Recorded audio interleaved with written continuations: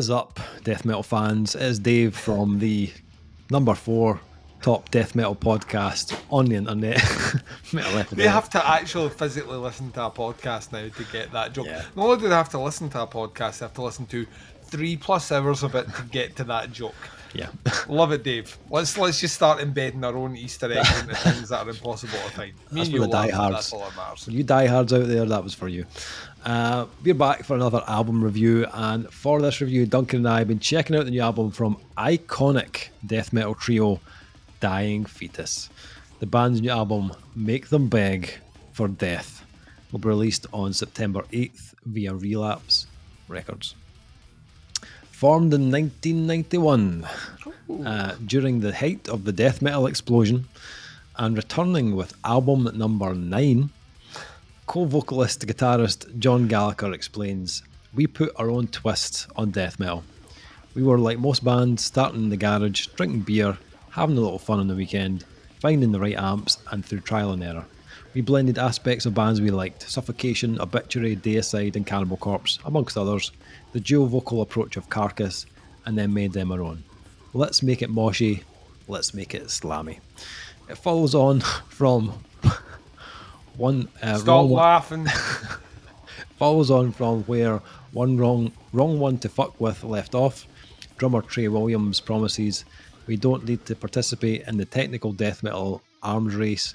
We've got the big guns, and we've proven that. It's all about pointing them in the right direction, so to speak."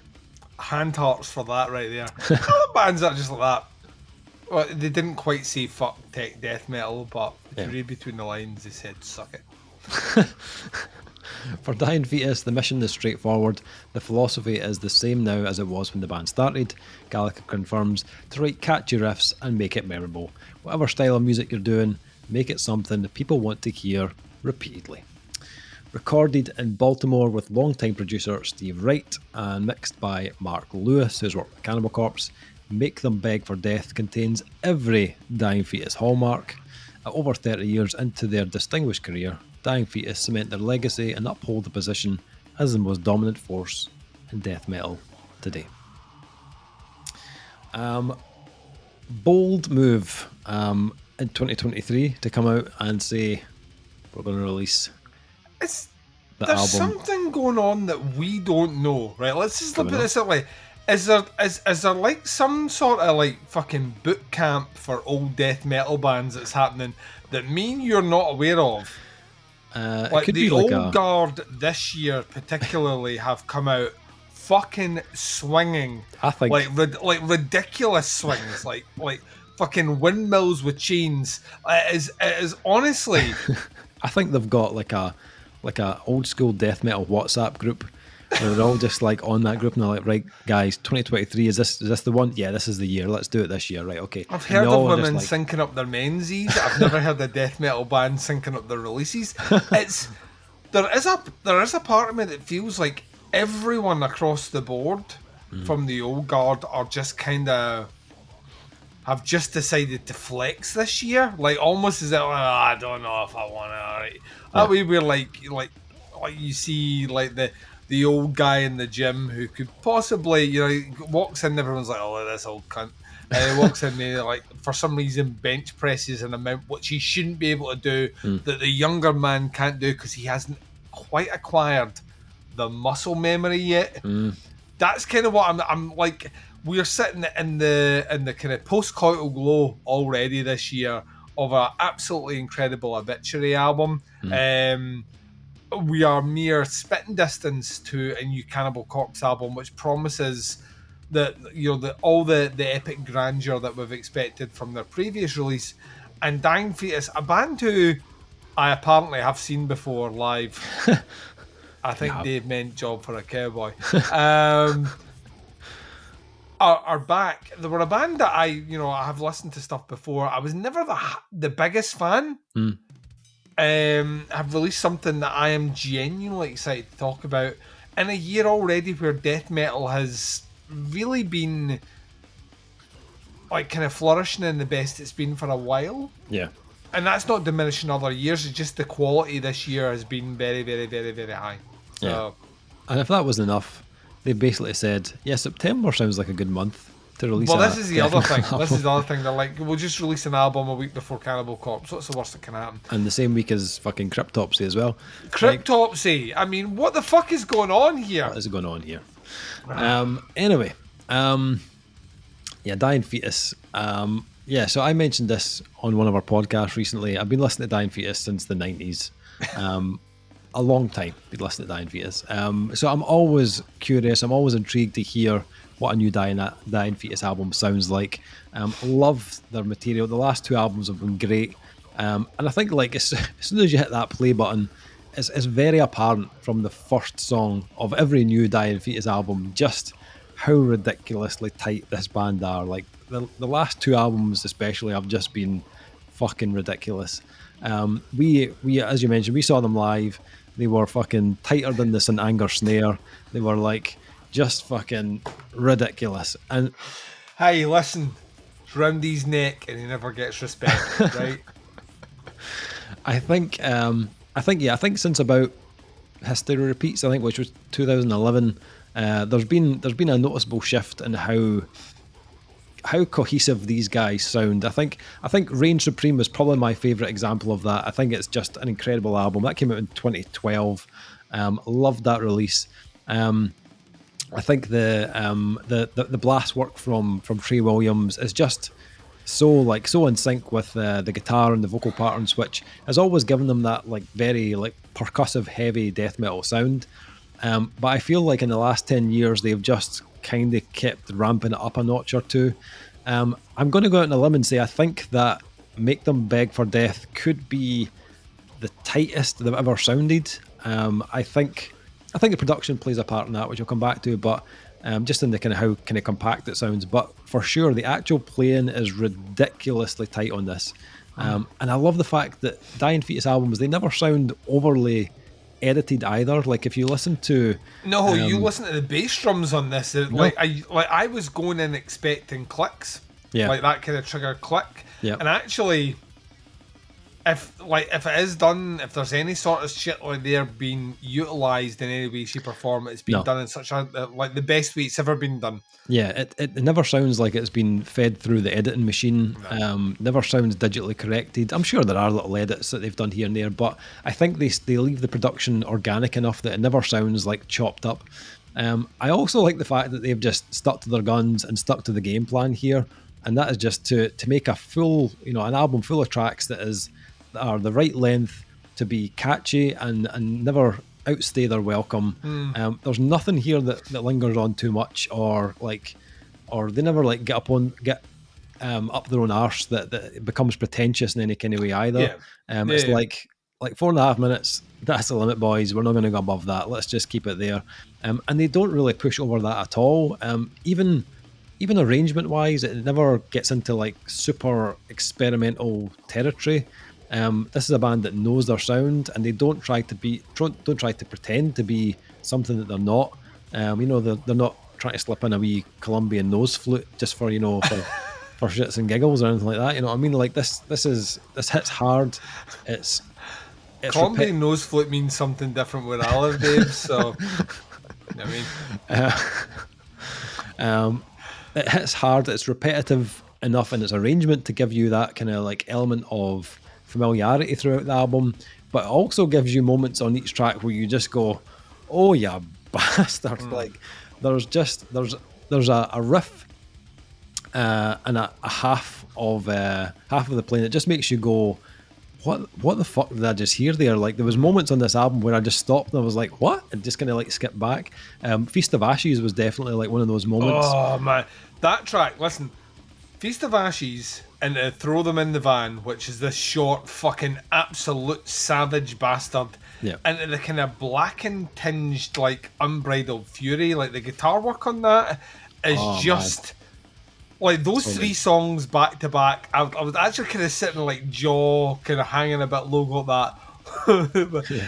How old are these guys? It doesn't make sense. Like it doesn't add up. Yeah, there's something going on here. I just like.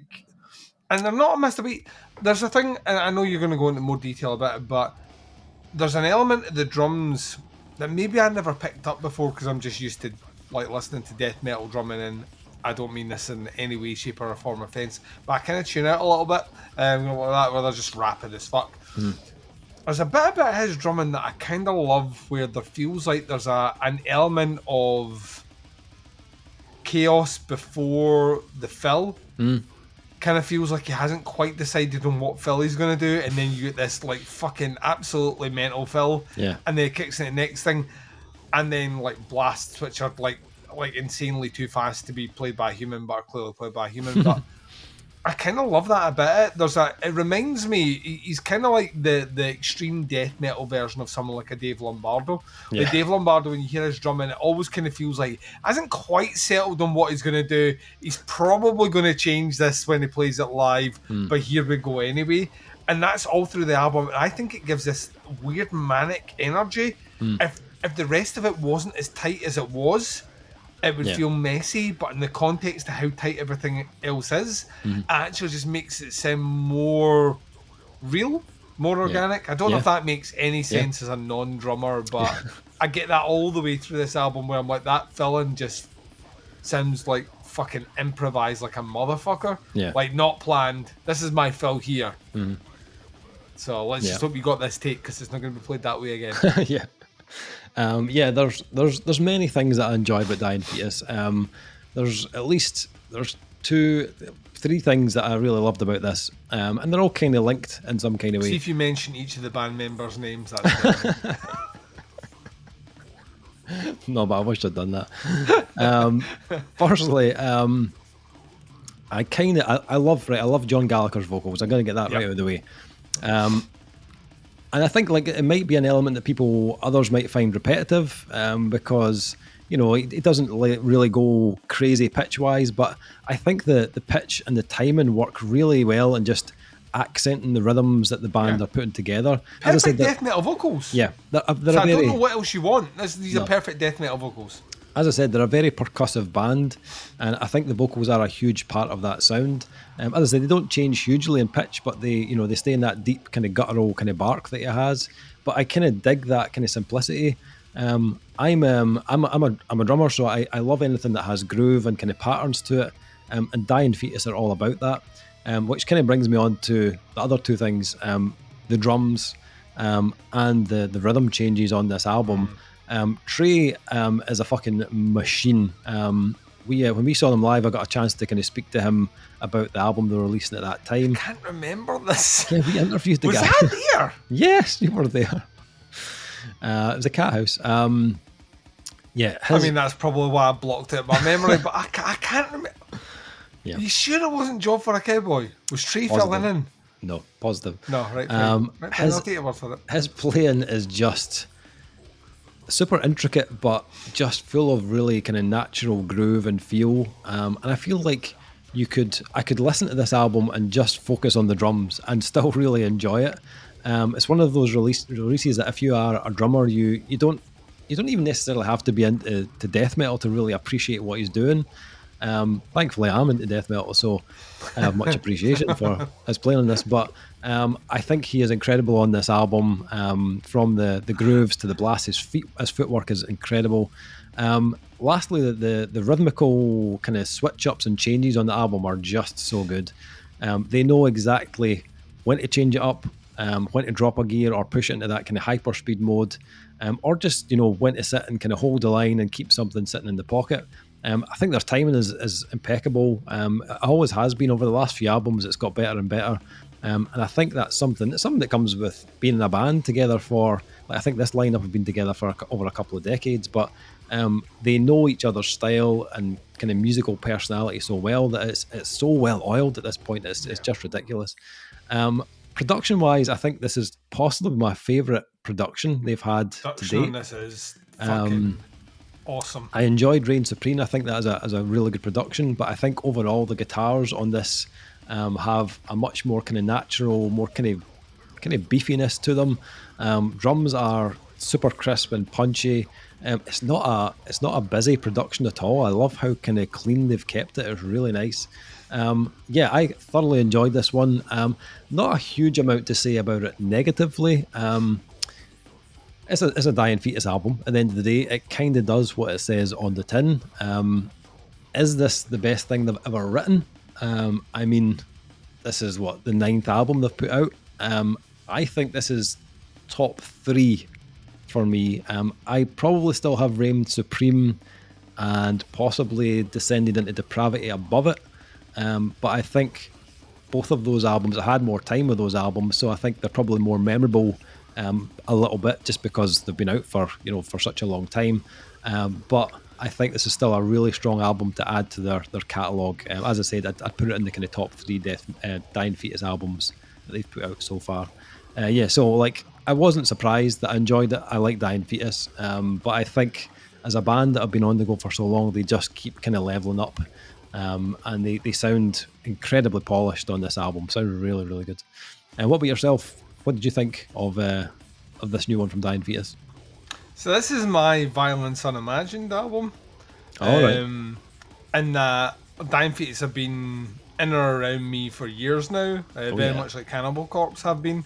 And I don't know if it's for some reason the older I get, the more I'm acclimating to death metal, which doesn't feel like that even makes fucking sense. At 41 years old, I shouldn't really be getting into a scene which I respected but was never really a fan. I genuinely, and I know we joke about this quite a lot of recordings, I cannot remember seeing these guys live. My memory's really fucking good as well. We know this. The fact I can't remember this is a bit worrying, which makes me think that someone else will be with you and your memories failing me here. Let's put on you. So I think there's so much to be excited about in this particular album. I think you've touched on a few things, but I think I just want to stress on a couple of those individual elements, specifically on the switches. Not only on what the guitar's doing, but specifically with the percussion, the drums push it in a different direction. Track number 6, where the trend ends, is maybe the best example of that on the entire album, which starts off with a kind of really fast-picked, very kind of atypical 90s death metal riff, kind of late 2000, really, really rapid there. Like stop, starts, breaks, like hard-hitting elements, grooves, blast beats, like old school kind of 90s thrash metal riffs, just all this kind of almost this melting pot of different attitudes, feels, styles flung at you with this fucking incredible, authentic, excellent death metal vocal that just carries it right through, and just like really innovative fills and working all the rest. It's probably the band at their most on this album, kind of experimental, if you can get that. But it's just like this one element of what makes this album really fucking great. Yeah. They have a ferocity, which there is no at any point taking the foot off the pedal at all on this album. It runs just under 40 minutes. My biggest complaint is they could have probably had another 2 songs on the end of this, and I would have been fine with that. Like if this ran 45 minutes, I would have been cool. Yeah. I was kind of floored by how well this was put together. I mentioned obviously before, I feel that the drums have this manic, almost unpredictable Dave Lombardo-esque energy, where you feel like you're hearing this drum fill and you're like so fast that you're gonna miss a tom hit or something, and you're gonna have to correct. And he doesn't do it. It's so well put on. The fact that the drums don't feel like there's like huge amounts of any sort of fuckery on them is a testament to the playing. I love the snare on this. The snare is like like a subdued Sangosugabog. You know what I mean? It's not quite tin can, but it's still sharp as fuck, still pickled onion. Yeah. And the playing is just exquisite. The drumming work on this is phenomenal. And you could easily lock in on that without remembering that everyone else is just playing at this high level as well. The guitar riffs never settle. But I love it. They flow so well into, right, this is the next riff, and here's a little accent, and here we're going to do this bit. And, like, this is an album just full of absolutely great riffs that kind of makes you wonder, like you're 9 albums into it. When does the well one run dry? You know, I've pulled up here's another bucket of great riffs, guys. You know what I mean? It's like, when do you look down and there's nothing left in there? Yeah. They make it sound effortless. That's 30 years. You like, that's what I'm saying, that it kind of feels like muscle memory will always win out, where we saw Carcass this year, and Carcass were fucking phenomenal live. And there's a certain part of that where just the miles on the road overweigh the innovation or the new way of doing things, where that thing is like being at that high level for so long just makes you able just to pull shit out with ease. This album is full of that. It has moments where they're a bit more quirky. Short, Throw Them in the Van is a great song. I love the chorus to that with the bass, like, throw them in there. You're like, you get the van right at the very end, and it has that almost kind of Napalm Death aesthetic to Short, Sharp, like kind of almost tongue-in-cheek style vocals. This album finishes super fucking strong.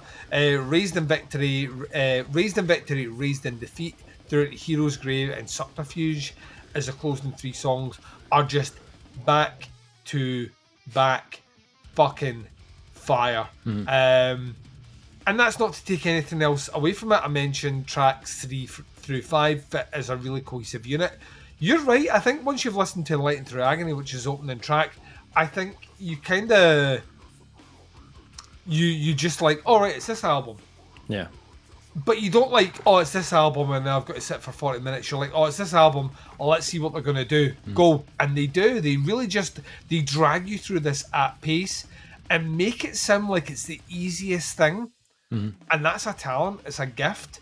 I love the vocals on this one. The kind of almost dual vocal styling of different ranges, and you don't overplay it, but they use it really, really well. Bass work's fucking incredible. Like I said, the guitar work is awesome. Drumming is awesome. Production reminds me just really cleaned up like early 2000s death metal. You know what I mean? Where it's still got all the tricks like dun dun dun dun dun dun dun dun dun dun dun, like all that stuff that you don't really get in modern death metal is in fucking spades on this album. Yeah.